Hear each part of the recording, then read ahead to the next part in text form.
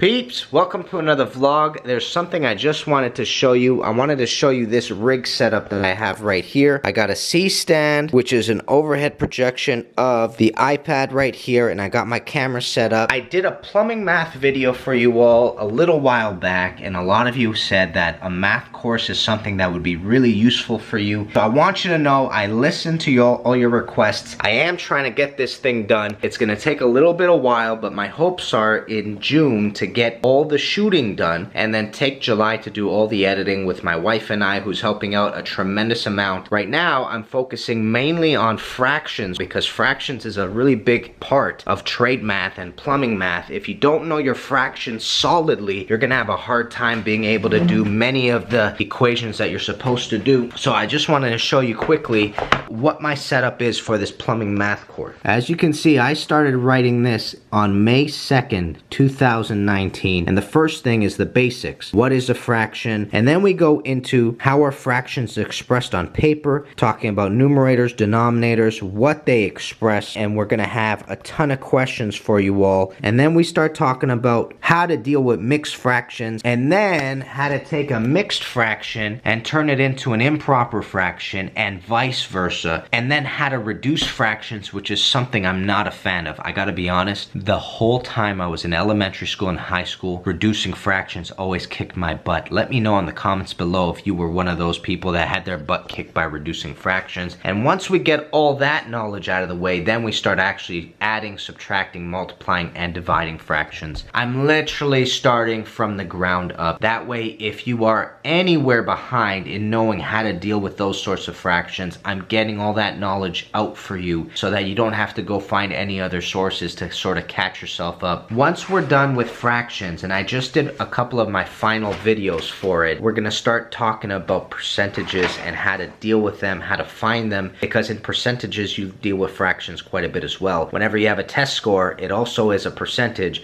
You want to figure out what that percentage is. I'm going to be going through that and shooting that video very soon. So I know I'm talking a mile a minute, but I just wanted to let you all know I am taking this very seriously. I do want this course out for you all. I do want you to be able to navigate around the math that you find in trade school. And once I'm done with percentages, that's it, man. I'm jumping straight into 45-degree offsets, which is plumbing math. We're gonna even talk about heads and pressures, which is how do you calculate the loss of pressure on each floor. We're gonna be talking about things that we learned in basic plumbing, which were like we dealt with a lot of volume, perimeter, area, etc. So I am gonna be going into some of that for sure, and that is basically what that course will encompass. So I'm excited. It is a ton of work. I think the editing's gonna be a nightmarish stage, but I am ready for the challenge and ready to get this going. So peeps, let's get to work. Let's have some fun. Oh, and by the way, peeps, you know what to do, baby. Let's go do some delicious plumbing.